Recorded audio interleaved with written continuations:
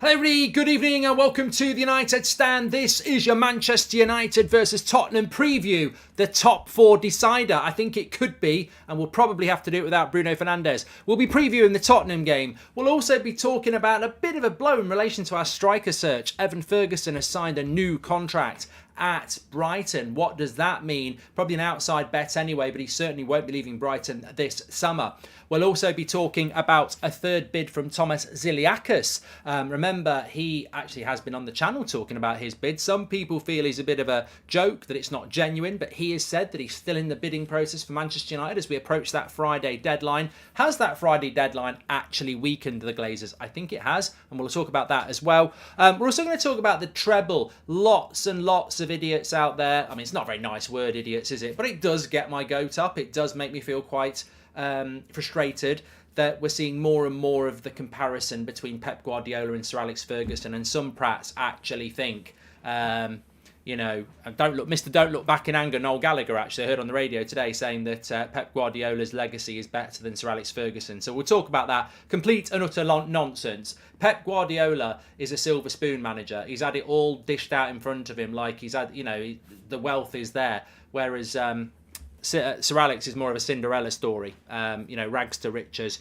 We'll talk about that as well. There's also a few comments from Nemanja Vidic from his interview that he did with Rio Ferdinand that I wouldn't mind touching on a little bit as well. I mean, to be fair, we've got to be very consistent in relation to, what we report. We said Carragher was a prat for saying that Martinez was too small for this league and I've played the game soonest. Well, to be fair, Vidic said himself, I thought he was a bit, I was a bit worried about his height. So we'll talk about that a little bit later on in the show as well. Lots to get into. We've also got the TUS predictor to play, links in the description, or scan the QR code. I'll talk to you all about that in a little bit, but basically another three of you won about 500 quid from the Brighton predictor game. There is one for the Spurs predictor as well, which I'll go through in a bit, but links in the description. You've got to be over 18 and you can win cash prizes, so get involved in that.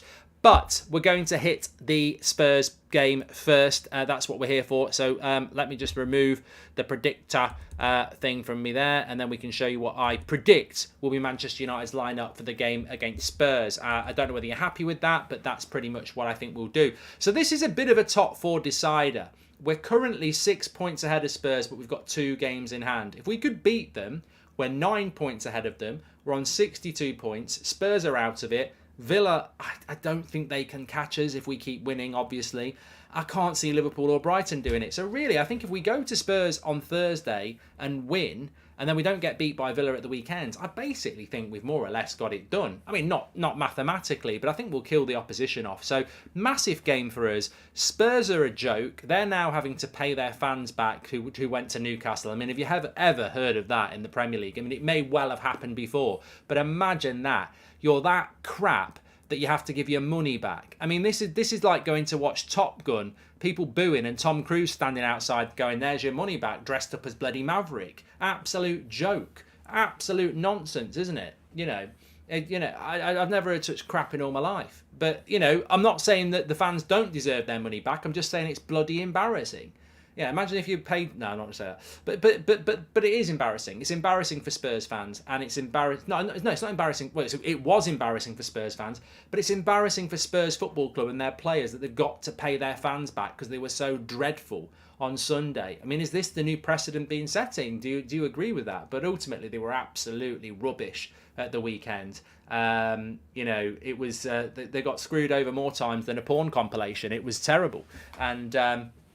It wasn't just up the front. It was every angle you could conceive. They absolutely got screwed, and Newcastle definitely dominated them.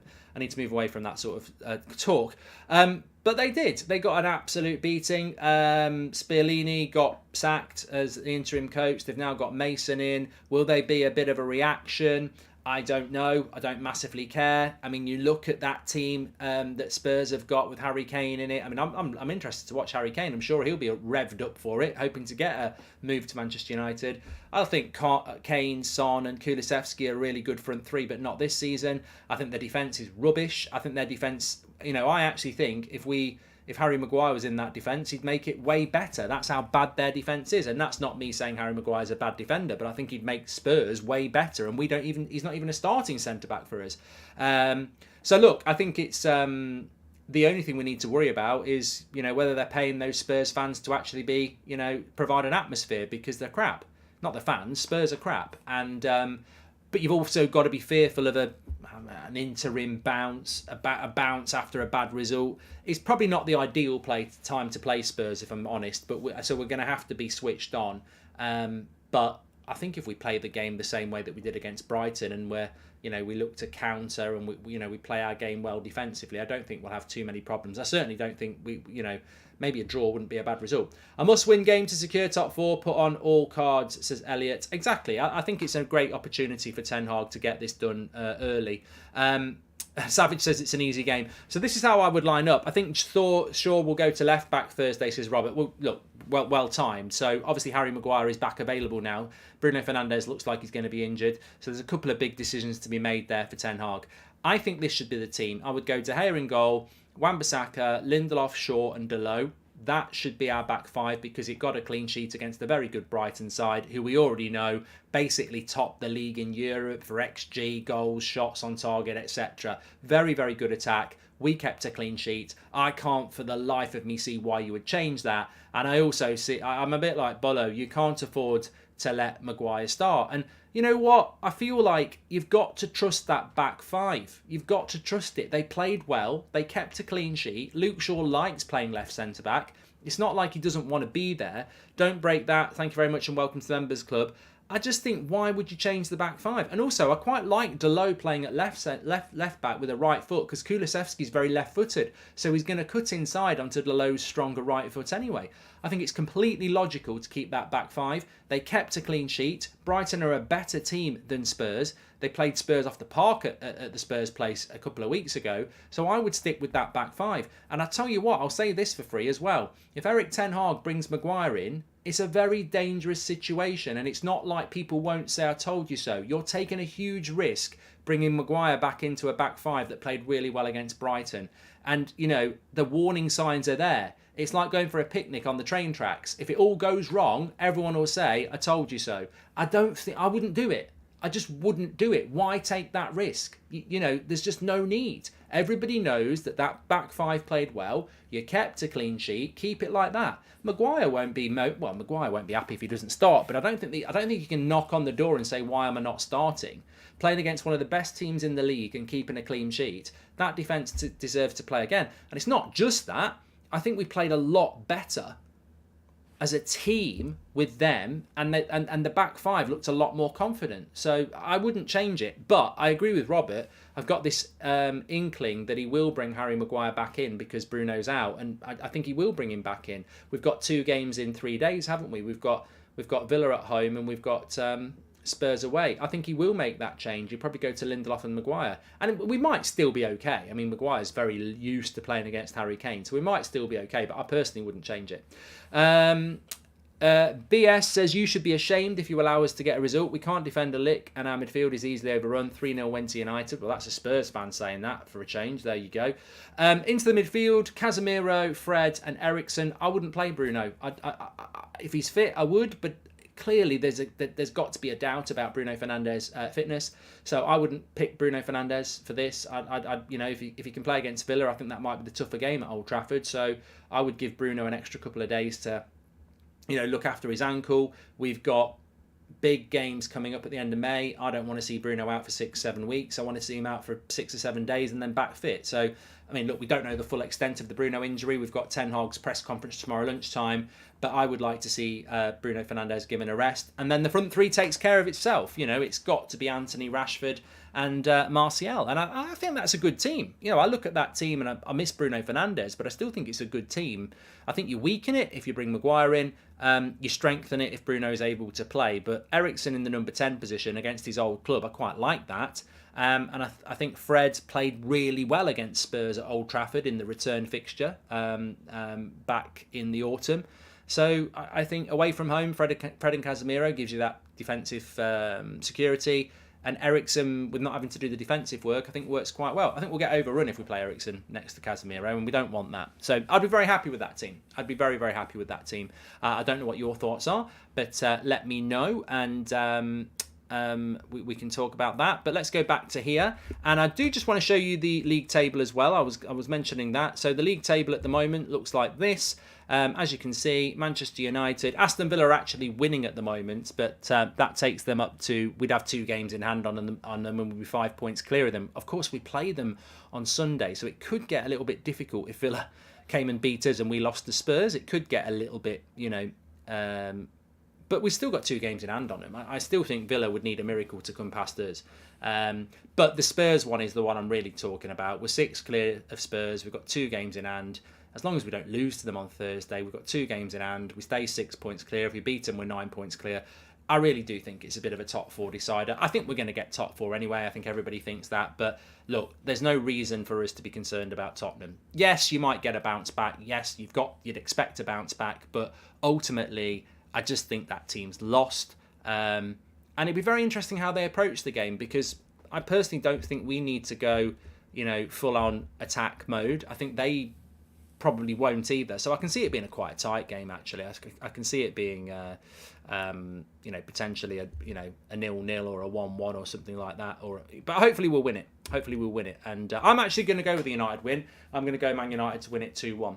So there we go. Now, before we get into some of the topical conversation, I do just want to remind you that it is a preview, and it's the 3rd time we've done this. So we've got the TUS Predictor game, which is out now for the Spurs game. If you've not played this before, it's basically 10 questions where you pick the answers, you compete against each other, and then the people who are at the top, they get the cash prizes. The link's in the description. You've got to be over 18. You can scan the QR code, pleasebegambleaware.org. But I can tell you that 3 people last week, 2 people won 1,000, just over 1,000 each. 3 of you for the Brighton game won 500 quid. So here I am. I'm on the app now. Spurs versus Manchester United. Minimum prize pot of 2,500. So let me tell you what the predictors are. So you've got full-time result. So I'm going to go with the Man United win. You've got both teams to score. Yes. Over 2.5 goals. Yes. First half result. I'm going to put Man United ahead. Man United to have over 4.5 corners. I'm going to say no on that one. Spurs to have over 5.5 corners. No. Man United to have over 2.5 cards. No. Man United to have over 4.5 shots on target. Yes. Bruno Fernandes to score or assist at any time. I'm going to go no, because I don't think he'll be playing. And goal to be scored after the 80th minute. Well, I'm not going to tell you what I'm going to go for that, because otherwise you know all of my answers. And I'm going to submit my entry there. We go. And that's all you need to do. Links in the description. Scan the QR code. There's a prize pot of 2,500. You do need to be over 18 to play. You can play the free league as well if you just want to play against each other.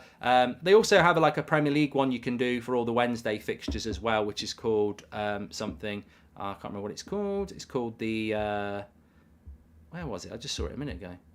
Anyway, links in the chat, scan the QR code, give it a go. Really enjoying playing that, and you can play against me, obviously, because I've just entered as well. So there we go.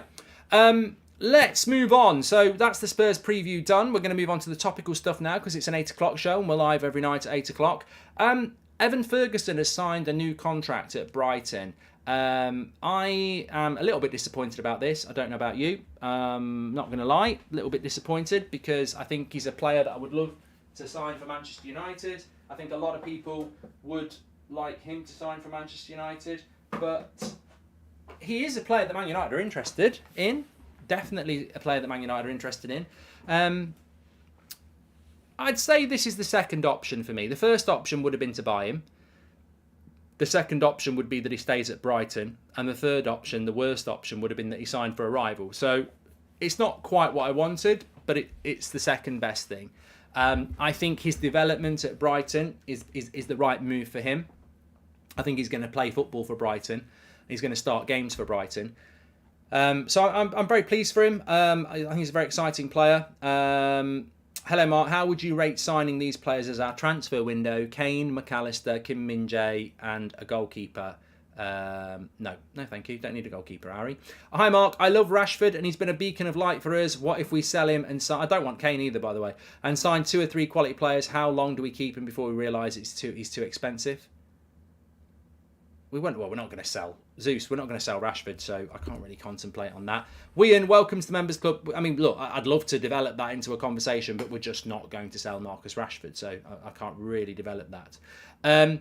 So, yeah, Evan Ferguson, I don't think it was ever going to happen. I don't think he was ever going to join Manchester United, really, this summer. But sometimes you do see that happen. We were talking about Rasmus Højlund this morning and how there may be an opportunity to offer Atalanta a lot of money and sign him. I would love to see Evan Ferguson at Manchester United at some point in the future. It's been too long since we've had an Irish player at Manchester United, and I think he's got the potential to be the best Irish player of a generation. So you'd love to see that link up. But maybe it won't happen. Circumstance and ships crossing in the night. Maybe it just won't happen. Look, Pochettino had 2 or 3 opportunities to get the United job, and it never seemed to happen, did it? And I don't think it ever will happen now. Maybe Evan Ferguson never will sign for United, but I still think it's still a possibility. And actually, you know what? I am a little bit disappointed that he's signed a contract and it's not a deal United can do. But having said that, I don't think it was a deal United were going to do this summer anyway, because I don't think Brighton were going to sell him. So you can't knock the lad for signing a new contract, probably getting more wages at a settled club, at the right club, under the right manager. And maybe it's a deal we can go back and look at in a year or two, because I don't think he's going to drop off, and I think he's a player that's going to be really interesting. So I'm a bit disappointed, but there are plenty more options for Manchester United. Why do you think the media dislikes United stands, says Umzil? I didn't know that they did, but you've upset me now. No, I just think it's I think sometimes in life you just I grew up in the Britpop era. I grew up when Oasis came through and basically, trod all over the established media, and they didn't like it. And I think that's probably what's happening. But look, our door's always open to do stuff. Luke says, "Evening, Mark. Will we still be looking at a young up-and-coming backup striker like Højlund if Mason will be coming back into the mix?" Luke, look, I'm not really in the place to... Christian, Twitch will be back tomorrow. I was going to do it today, but I ran out of time, which is very busy at the moment, but it'll be back tomorrow. It's the start of a new season, you see, so I need to do all the transfers and stuff, so it'll be a longer stream, so I just didn't have the time today. I won't avoid talking about Mason Greenwood, but I must be honest, I'm not really in the frame of mind to talk about Mason Greenwood. We're no further forward with what's going to happen. I still wouldn't feel comfortable with him wearing a Man United shirt, and I think we're just going to have to wait and see what time delivers. As I said on the tour, I was 60% that he'd play for Man United again. That's just my opinion. I think he will. Do I want him to? At the moment, I don't want him to see him in a Man United shirt. And I know some people do and some people don't. For me, I'm just not comfortable with it at the moment. And that might be just a time thing. So, look, when I think about strikers, I'm not thinking about Mason Greenwood, if I'm being honest. And that doesn't mean it won't be an option, but I'm not thinking about that. I'm not thinking, Evan Ferguson signed for Brighton and, Kane's going to go to somewhere else and we've got Mason Greenwood. I'm not thinking about that, if I'm being honest. I see Man United making Rashford like a new signing in the summer. They're going to make a big issue about it. Maybe I'm wrong. Alex, they probably will. And some people, probably in this chat, really do get excited about new contracts. I've never been excited about new contracts. I remember Roy Keane signing a new contract when he was saying he was going to leave. That's probably the one that excited me the most. Man United players should want to sign new contracts at Man United. They're already a Man United player. I don't think Marcus Rashford signing a 5-year contract should be treated like a new signing. I don't think David De Gea signing a new contract should be treated like a new signing. Good players should want to stay at this football club. But you're right, sometimes this club, they do unveil these contracts like they're new signings. You've got to question why. And that's just the Glazer regime. Make something that costs nothing. Make it feel like you've actually spent a load of money when you haven't. Predictions for transfer window, I'm going to go Kane, De Jong and Kim Min-jae and a developmental keeper. I'd be very happy with that, FIFA Crazy. We need Nike to take over our kits again. Adidas does us dirty every year, says Connor. And Sky, welcome to the Members Club. Really appreciate you joining. Appreciate that. Remember, tomorrow night, if you are a member, you will get early access to the tickets for the end of season show in Dublin, which we'll announce for you tomorrow night. United will give Pink Boots a new contract. Phil Jones hasn't trained for a year. He's definitely not going to get a new contract, Lillis. So Evan Ferguson signed a new contract. A little bit disappointed about it, but to be honest with you, not surprised. There's still plenty of options out there. There's plenty of options out there. I mean, there's Harry Kane, there's Victor Osimhen, There's Ramos at Benfica. There's Vlahovic at Juventus. There's Moani. You could even start thinking about people like Jonathan David and Thuram, which I'm not going to think about. Sesko maybe. But I said it on Twitter today, and you know what? I'm going to say it here as well. Sometimes a tweet gets disappeared and people don't see it. But I am going to say it here to the community. More and more, the more I think about it, the more I'm leaning, and I know it's high risk, and I know I'm in the minority, but more and more I'm leaning towards Rasmus Højlund over Osimhen and definitely Kane. And I'll tell you why, because I just think that I was listening to what the Atalanta coach said about him, and obviously we've seen bits of him over the last few weeks. And look, Erling Haaland, everybody knew he was going to be this top striker. Don't Break That has just gifted 50 United Stand memberships. What a legend. We've not had anyone do that since I did it. Absolute legend of the chat. Wow, that's incredible. That's fantastic for everybody who's just got a membership. Give him a shout out. Massive. I've got to break my stride there to say don't break that, because that is absolutely incredible. So big shout out. And if you've got a membership, make sure you say thank you, like Blaze Runner. More and more, I'm starting to think that I would like Højlund, and the reason for it is I just think, like Haaland, it really doesn't matter how old you are if you're talented. And the thing about Osimhen is, very talented. Harry Kane, very talented. But Højlund, from Atalanta to Manchester United, it's a bit like from Dortmund to Man City. You grab the talent and you give them the platform to grow and develop, and they become your superstar. I think Harry Kane will always be Spurs player. He will always be a Spurs player. A bit like Van Persie. Still, I loved Van Persie at Man United, but it was a cameo at the end of his career. I just really am starting to like the idea of signing Højlund. Now, I don't think we will. I think we're going to go and get Harry Kane, so don't worry about it. But I'm starting to like it more and more. I just like the idea of bringing in that young... There's a risk. There is a risk, of course. But I think at this club, we're very good and we're very patient with talent. You know, look at Sancho, year 2. No one's really sort of getting on his back. Anthony, the media have got on his back, and the United fans quite rightly won't. We're a very good club with a very good fan base for being patient with young talent. And I think he's got the lot. I think he's a very special player, and I would like to see Man United go and do that. The intriguing thing for me is how much he would cost. Because if you could get him for 50 million quid, that's half the price of an Osimhen or a Kane. So, especially if Martial's going to stay. But look, that's just my theory.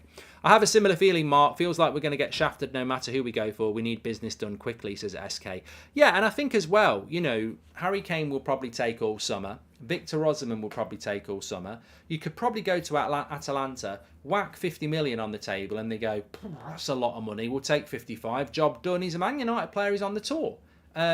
So, yeah, it's a good point as well. Very, very good point. But look, there's options out there. There's plenty of options out there. And who knows what Manchester United are going to do. Lots of shout-outs for Don't Break That. Thank you very much. 50 memberships. What a legend. SK says, I have a similar thing. I've done that one, haven't I? I've done that one from SK. Thank you very much for your super chat, SK.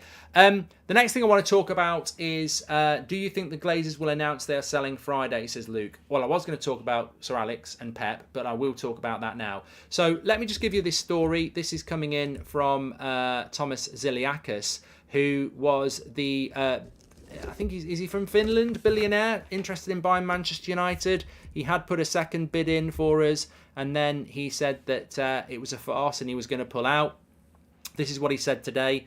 As I said when I announced I would not do a new third round bid, I have today informed the Rain Group that my bid from round 2 stands. My bid does not have a cap. The final price is subject to negotiations with the sellers. I don't know what that means. I think he's basically saying that his bid was that, you know, he would negotiate with the Glazers and buy the club. I think with Ziliakos, there's a lot of people that just don't see him as a credible option, but apparently he is still in the race. He's not going to improve his bid from the second bid, and that offer is still on the table, whatever it is. The interesting thing is, I don't think that this third round of bids has done anything other than delay the process. Because I don't actually think Sir Jim Radcliffe and Al Thani are going to increase their bid. I mean, why do they need to?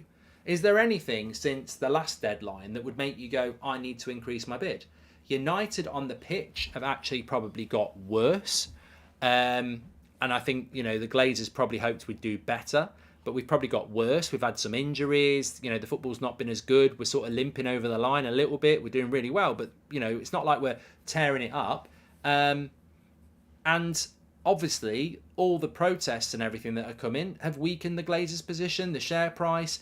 So I don't think this is. I mean, I don't know, but my prediction is that the Glazers are going to have to put something out before Sunday, because if they don't, they're walking into a whirlwind of negativity before that Villa game, and that's not a strong position to be in when you're trying to increase bids. So I think that there was always this rumour that the Rain Group didn't want there to be a third round of bidding. They wanted to just get on with the sale, but the greed of the Glazers felt that they could push the price up a little bit more. I wouldn't be surprised if no one pushes their price up and just goes, look, this is the offer. But look, Friday is the deadline. Ziliakos is apparently still in it. The Glazers just need to get on with selling this football club now for many reasons, none more so the club can actually move forward and start to build a future and rebuild a stadium and etc. like that. I think John Murtagh has a decent job in 2 finals. If we had Edward, we would still be sitting 6th in the league, and I'm not saying he's done a brilliant job and he has a bit of football brain. Maybe I'm wrong, says Alex. Okay. John, nice to see you going under an alias, but always giving yourself a bit of promotion. Pat on the back. If no one else is going to do it, can't knock it. Mark, is it true that United are going for Dominik Livakovic, who is this the Zagreb goalkeeper, Stian? I don't know anything about it. Beth messaged me about it earlier. She wasn't very happy because apparently he's not good at crosses or good with the ball at his feet. Which won't please a lot of people, because although we've got one of the best shot stoppers in the league with the most clean sheets in the league, that's still not enough for some people because they want the distribution as well. I don't know. I think United will buy a goalkeeper that's a backup goalkeeper. I would like that backup goalkeeper to be good with his feet, because I do agree that you need somebody like that, and I want an evolution of the goalkeeper, and I want somebody that will take the job from De Gea over the next few years. I don't see the point in buying a goalkeeper that's not very good with his feet, because that that doesn't help.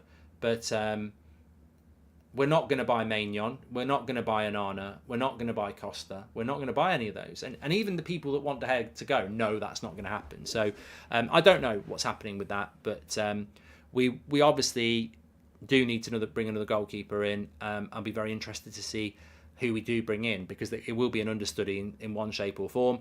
And that understudy for me, I mean, I wouldn't mind Bazuna at Southampton, Samuel. I wouldn't mind that. I wouldn't mind him. But we need a goalkeeper that can progress and get better, and is happy to learn and challenge De Gea in a respectful way, unlike Dean Henderson, who just wanted that number 1 shirt straight away and, you know, couldn't be patient and respectful in relation to it.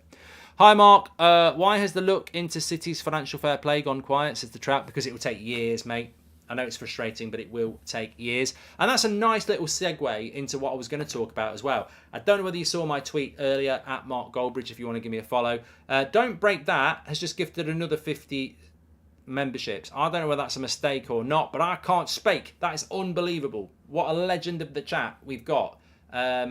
Maybe he's one of the people who won the predictor at the weekend, because if you did, you won yourself 500 quid. So maybe you did, maybe you didn't. I don't know, but that's absolutely incredible. And lots of people saying thank you, and the word W in the letter W in the chat, which is absolutely correct. Unbelievable. 100 memberships gifted in one night by one person. What an absolute legend. Absolutely fantastic.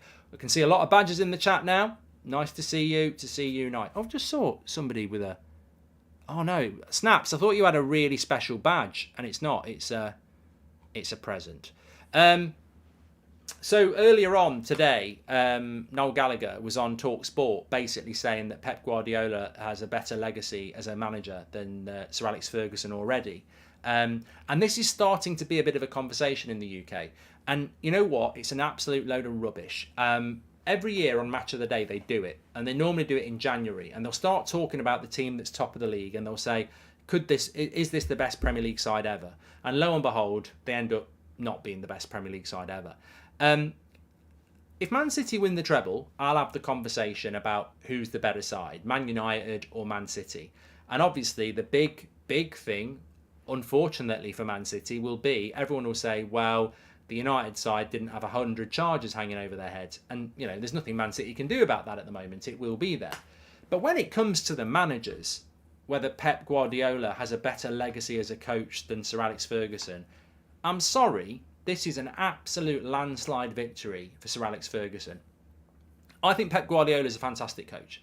I think he's so methodical. I think he's obsessive. But unfortunately, Pep Guardiola, through design or lack of desire, will not and has not taken a club like Aberdeen or Porto or any other smaller club where you're really relying on your coaching ability to anything major. He took a Barcelona side that had Xavi, Iniesta and Messi coming through. He took a Bayern Munich side that always wins the league. And he took a Man City side that had already won the league and had an open checkbook. So Pep Guardiola is a really good coach. I will not have that said. But Sir Alex Ferguson broke the Scottish domination of Glasgow Rangers and Glasgow Celtic with Aberdeen. With Aberdeen. Unbelievable what he did. Did well in Europe with Aberdeen as well. And then he took a Man United side in 1986 that hadn't won the title in over 20 years and rebuilt that football club that was endemic with, problems. Rebuilt that football club into a dominance of English football for over 20 years. In his time at Man United, he rebuilt 4 Premier League winning sides. Sir Alex would like to have won the Champions League a little bit more, and I think he probably should have done. But to be fair, in the first few years, we had this stupid foreigner rule where you could only have 3 players playing in your team, and you were classed as foreign if you were Welsh. So it wasn't easy to win the Champions League in the early days. But you know what? I think Sir Alex Ferguson is a rags to riches coach, and I think Pep Guardiola has always had. I don't want to disrespect Pep because I think he's a really good coach, but I don't see anywhere in his career a major challenge. Whereas Sir Alex Ferguson, even if you want to dismiss Aberdeen, which I don't think you can, what he did coming to Manchester United in 1986, people think Man United in 1986 was the same Man United in 1996. You can't. Like when I was very young in those days, but like. Manchester United 70s and 80s were not a powerhouse. We were a cup team. We were not a team that was challenging for titles. And we were in the wilderness. We were like Liverpool when Klopp took Liverpool. The wilderness years, nowhere near winning titles. And that's what Sir Alex Ferguson built. Pep Guardiola at Man City, they'd already won the league. They'd already got in the Champions League. They already had expectations. Bayern Munich already had expectations. Barcelona, the players I'd actually say his Barcelona stint is the most impressive in relation to building a team. Because, and I wouldn't say that was ridiculous, I wouldn't say that was massively difficult. Great coach, but you can't compare. You can compare the way they play football. And I completely agree if people say Pep Guardiola's football is more methodical and tactically astute than Sir Alex. But when you talk about achievements in management, I don't think you can look anywhere else other than Sir Alex Ferguson because his path to the top was more difficult and the jobs that he did were more difficult. So, no, I'm not having that. And that's a very separate argument to the treble anyway. The treble will be based upon Man City's route to the final, Man City's competitor in the league, which funnily enough is Arsenal, just the same as it was for in 99, and Manchester City's path to the FA Cup final, which, to be honest with you, Sheffield United in a semi-final ain't very difficult, is it? But there's no doubt Man City are a good side, and we might have to have that conversation, but I won't have it about the manager. Jonas, welcome to the Members Club. And look, you know what? I'm not, blue-tinted glasses will be clipping this and saying, I can't believe he's saying that. I respect Pep Guardiola. I think he's a fantastic coach, but I just don't know how you can look at his Wikipedia page and then look at Sir Alex Ferguson's Wikipedia page and go, Pep's had it harder. He hasn't. No way. He's not had it harder. He's had it a lot easier. Jubin, welcome to Members Club. Thank you very much. And do you rate Mourinho higher than Pep? Not sure Pep would win a Champions League with Porto or Inter. I mean, I think that's a great question, and where the United stand, so we're not really here to talk about Jose Mourinho, Dean, but ultimately, I think Mourinho has... It's a bit like, you know what it's like? Mourinho and Pep is like Messi and Ronaldo. I think everybody feels now that Messi is the better player and the better talent, but the path to the top and the variety of workload is Ronaldo, because Messi spent all his career at Barcelona and then he went to PSG, and obviously plays for Argentina, who are traditionally a stronger national team than Portugal. Whereas Ronaldo did it in the Premier League, did it in La Liga, did it in Serie A, went back to the Premier League again, and has been successful with Portugal.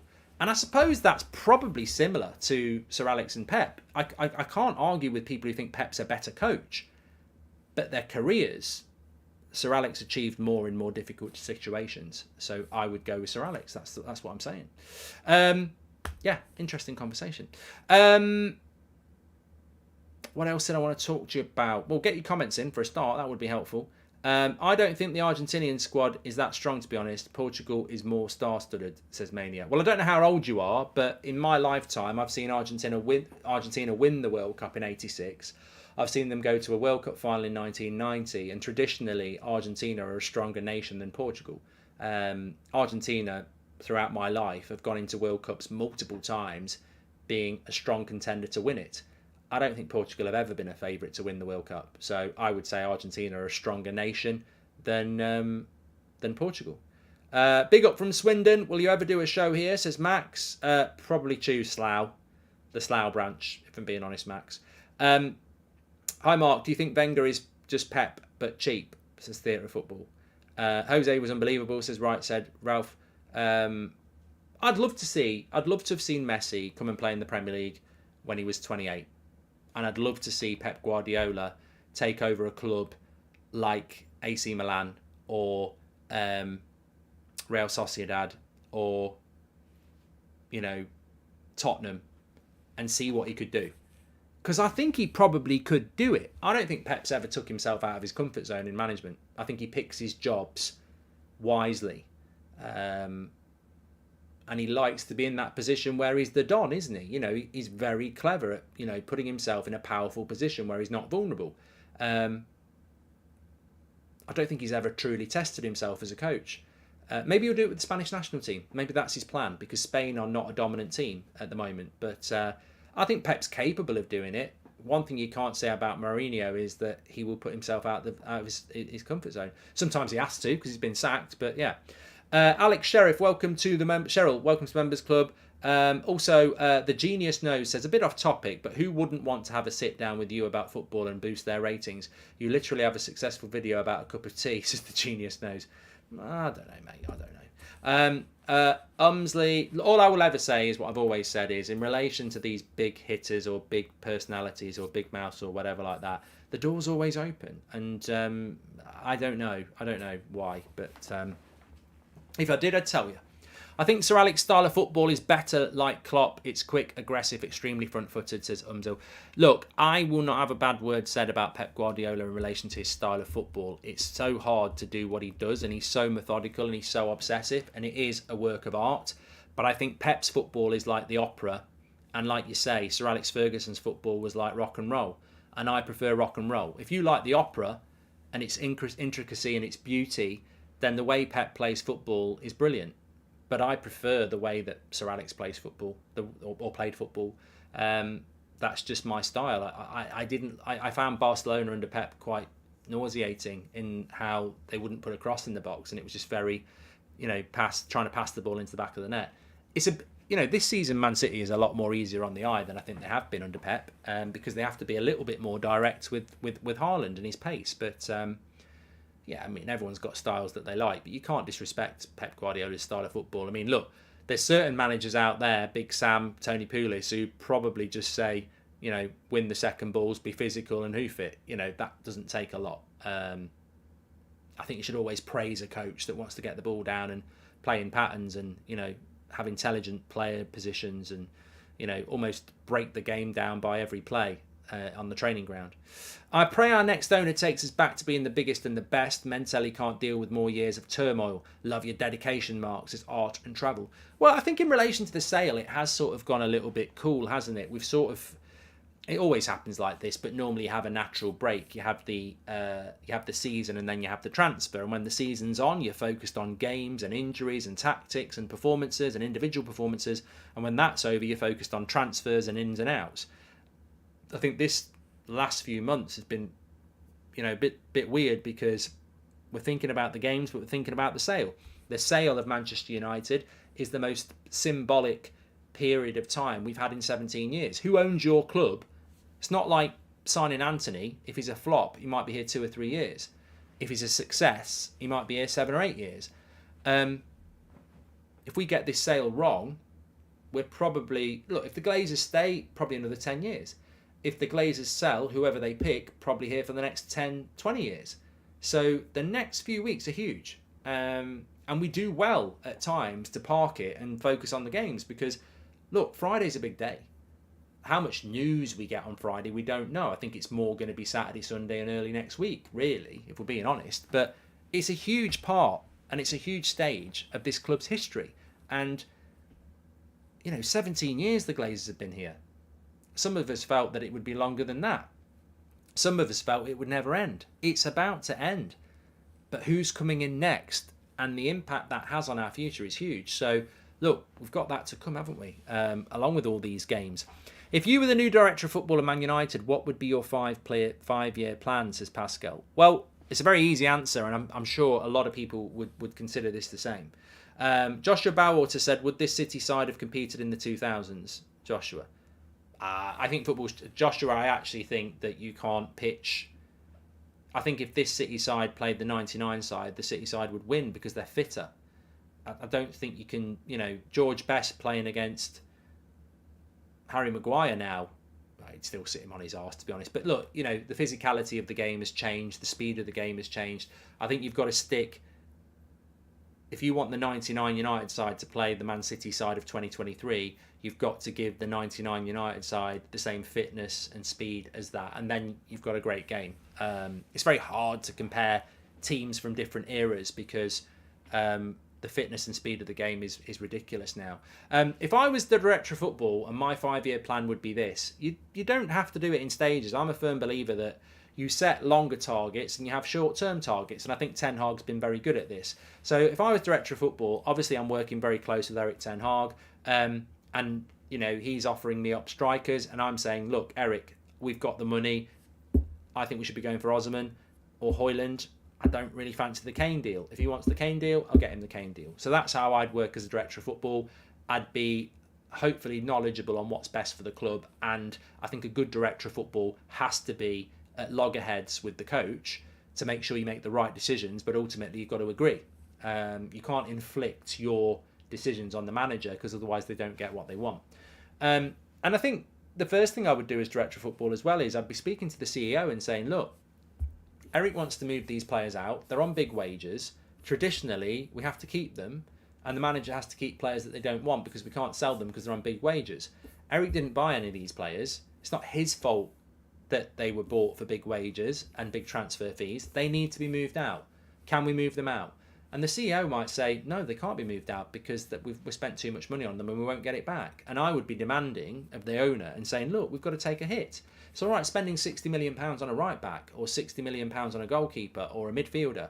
Spend £60 million getting these lot out. Even if we have to pay them off, get them out. We'll be a better team for it. And I think we're probably 7-8 years accumulation of not clearing out. I can't remember the amount of times going into a summer transfer window we've sat here and said we've got to get rid of the deadwood. We've never done it. There's not been one summer we've got rid of the deadwood. In fact, the last time we did it, and we got it wrong. And Register's completely right. Too much deadwood. It was the summer, and I'll never understand this. For me, it's the standout worst summer we've ever done. It was something like Johnny Evans, Hernandez, Nani, Van Persie, and Raphael, maybe? We sold all 5 for less than 20 million. I think Johnny Evans was 27. I think Raphael was mid-20s. I think Nani was sort of late 20s. It was ridiculous. Absolutely ridiculous. And that was probably 2014 or 15, something like that. Well, Brian's just said it. They went for less than 20 million quid. Hernandez, and they weren't all 33. Some of them were in their 20s.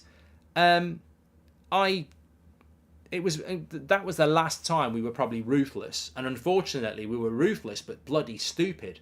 So we've not had that clear out that this club needs for years, and I think this summer we've got to try and do that. I don't know whether it's possible when you're trying to get new owners in. Look, can you clear a load of players out and sign a load of players when you're going through a sale? I don't know, and that's the challenge, and that's why we need the sale to happen sooner rather than later. The Falcao and Blackett era, says Brian. But we do need that. We do need that, definitely. How long would Madrid, Barca, PSG put up with Harry Maguire, says Murray? Well, they wouldn't. You know, the thing about losing Gil alongside Sir Alex was crippling, says Joshua Bowater. But you're right. Chelsea's of this world, the Real Madrids of this world, the Barcelonas of this world, the PSGs of this world, they just don't tolerate the Rojos, the Harry Maguires, the McTominays, the Dean Hendersons. They just don't. They don't even tolerate the Freds and the Sanchos and the Low. And I'm not saying we should be getting rid of Fred, Sancho or Delo, but what I'm saying is those clubs are ruthless at a different level.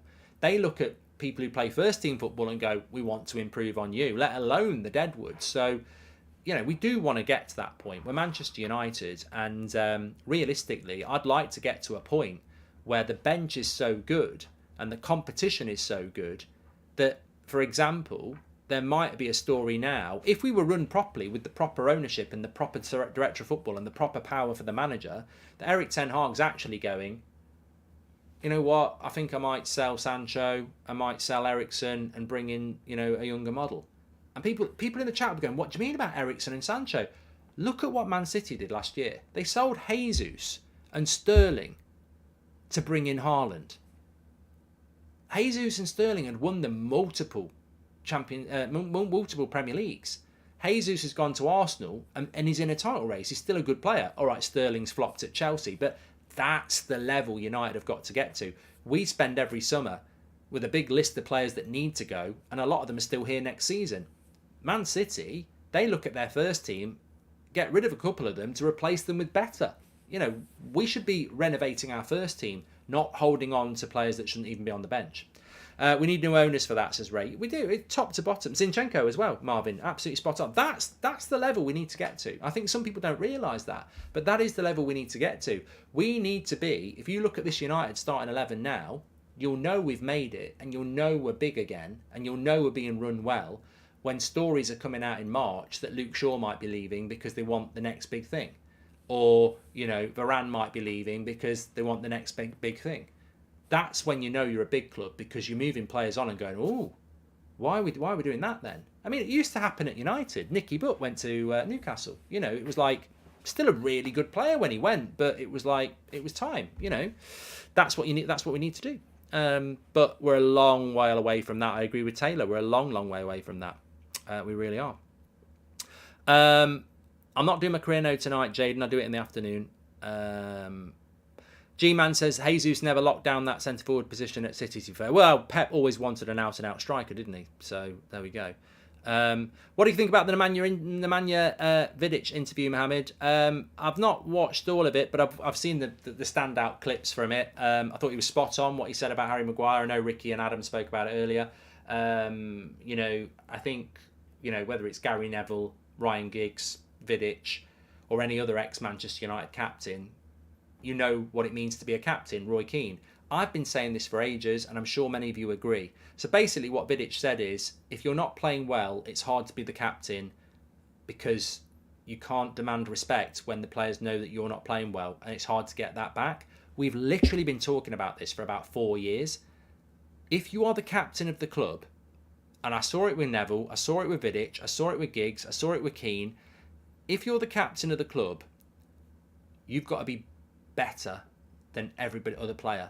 Because if I'm going to go up to my fellow right back and say, you're doing shit there, you need to position yourself well, I need them to look at me in the eye, and when they want to challenge me, they see somebody who's better than them.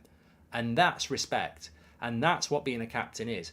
And that's basically what Vidic was saying, and that's absolutely what we've been saying on here for a long time. When a Man United player gets shouted at by Harry Maguire, they look at him and they see a player who's not playing well, who's lacking confidence. So why,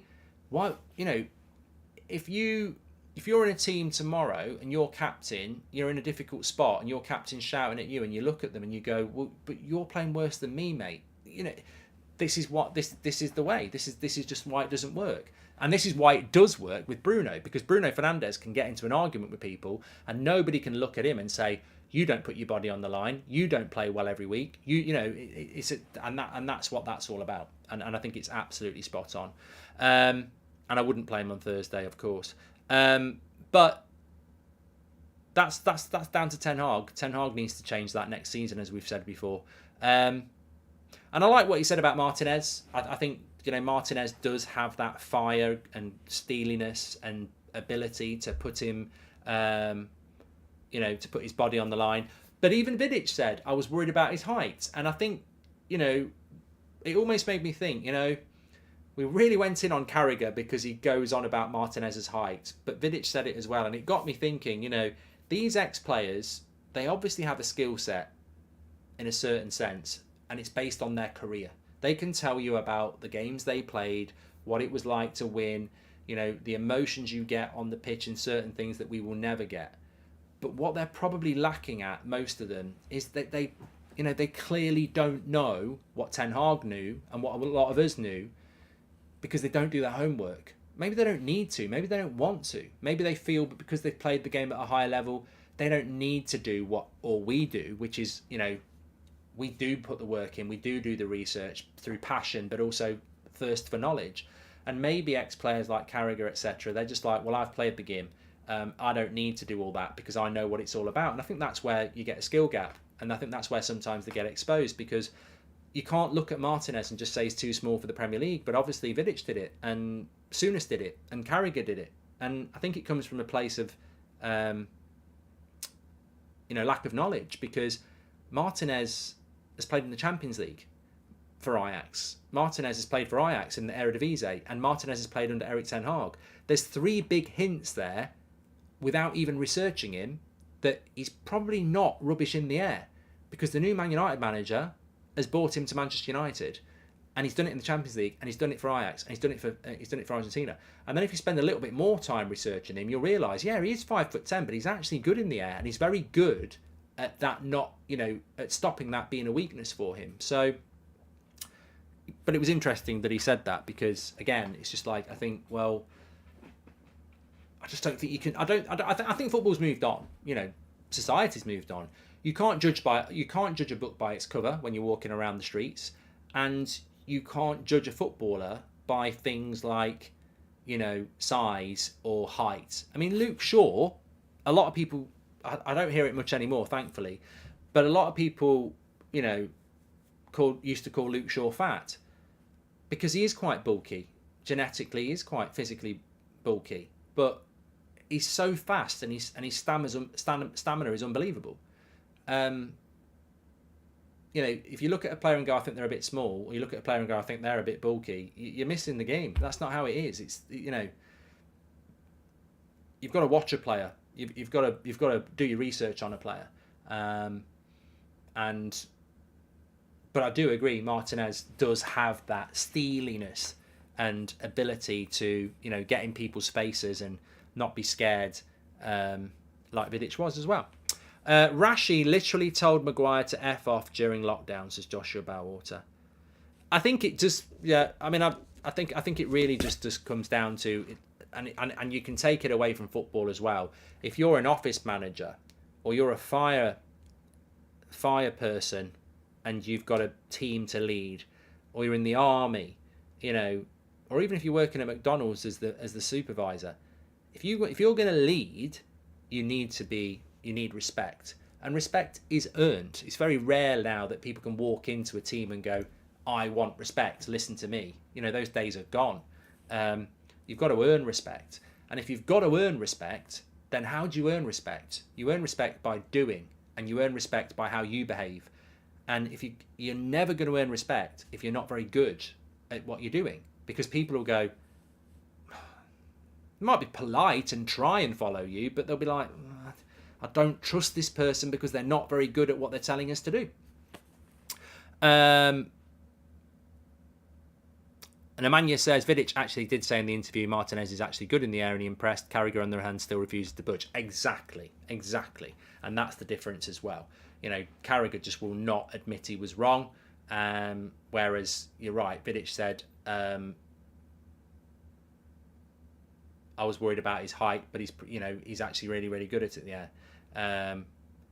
And I think that's the way you do it. That is the way you do it. But look, you know, it's not just Carragher. We still haven't had an apology for a national TV statement that Bruno Fernandes wanted to come off against Liverpool. And that's upsetting the real captain of Manchester United from a former Manchester United captain. So they all get it wrong, don't they? And I think, you know, it's like I was saying the other day, one of my biggest mistakes was saying that when Liverpool bought Van Dijk from Southampton for 75 million, I said they've just spent 75 million on the Dutch Chris Smalling.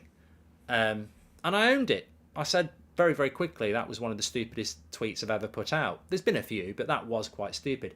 Having said that, I shouldn't have apologised because this season, I think Chris Smalling has proven that he is as good as Van Dijk anyway.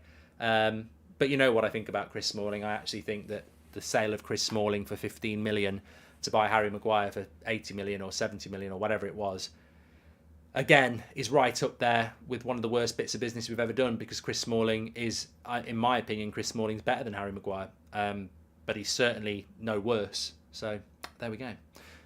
Thanks everyone for watching. I've really enjoyed the show tonight. Make sure you smash a like on the video and subscribe. Do not forget to play the TUS Predictor game. If you're over 18 and you're UK based, give it a go. There is a guaranteed 2,500 cash pot, which could be won. 2 people won 500 quid at the weekend.